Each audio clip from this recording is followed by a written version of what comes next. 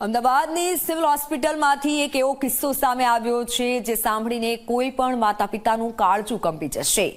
જે હલ્કને દુનિયા બચાવતો જોયો છે એ જ હલ્કનું રમકડું 1.5 વર્ષના માસૂમ માટે અચાનક દુશ્મન બની ગયું છે। જી હા, દુનિયાને બચાવવા માટે લડતા હલ્કથી બચવા માટે એક 1.5 વર્ષના બાળકને જિંદગી અને મોત સામે જંગ ખેલવી પડી છે। વાત એમ છે કે 18 જાન્યુઆરીએ રમતા રમતા વંશ નામનો બાળક હલ્કનું રમકડું ગળી ગયો, જેના કારણે પરિવારમાં હડકંપ મચી ગયો। બાળકની હાલત બગડતા માતા ભાવિકાબેન અને પિતા ભાવેશભાઈ તાત્કાલિક તેને હોસ્પિટલ લઈ ગયા।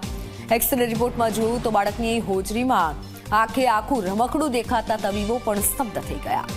આ સર્જરી એટલી જટિલ હતી કે જો રમકડું આંતરડામાં ઉતરી જાય તો બાળકના જીવનનું જોખમ વધી જાય તેમ હતું। ડોક્ટર રાકેશ જોશી અને તેમની ટીમે અત્યંત ધીરજ દાખવી એન્ડોસ્કોપી કરી હલ્કને પકડી સુરક્ષિત રીતે બહાર કાઢી લીધો અને બાળકને બચાવી લેવામાં આવ્યું છે। આ ઘટના દરેક વાલીઓ માટે લાલબત્તી સમાન કિસ્સો છે, કેમ કે બાળકોને તમે રમકડા રમવા માટે આપો છો ત્યારે પૂરેપૂરી તકેદારી રાખવી જોઈએ।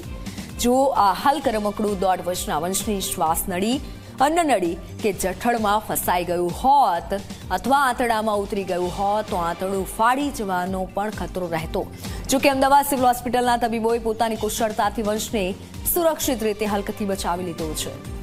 મારા સને કહ્યું કે મમ્મી હું પેલું રમકડું હતું ને હલ્ક કરીને એ ગળી ગયો છું। તો મારા ઘરમાં બધા જ ગભરાઈ ગયા, મારા ભાઈ, મારા મમ્મી। પછી તાત્કાલિક એને સિવિલ હોસ્પિટલ લઈ ગયા। ત્યાં ઇમરજન્સી સારવારમાં લઈ ગયા અને ત્યાં એની સારવાર શરૂ કરી દીધી મારા છોકરાની। અને ડૉક્ટર્સની ટીમે ખૂબ જ મહેનતથી અને સાવધાનીપૂર્વક એન્ડોસ્કોપી કહેવાય છે અને દૂરબીનની મદદથી એ રમકડું બહાર કાઢી લીધું, જેમાં મારે 1 રૂપિયાનો પણ ખર્ચ નથી આવ્યો।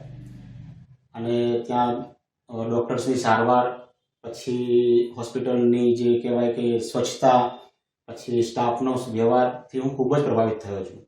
આથી હું સૌને નમ્ર વિનંતી કરું છું કે આજે કોઈ પણ મેડિકલ સારવારની જરૂર હોય તો ચોક્કસથી સિવિલ હોસ્પિટલ જવાય।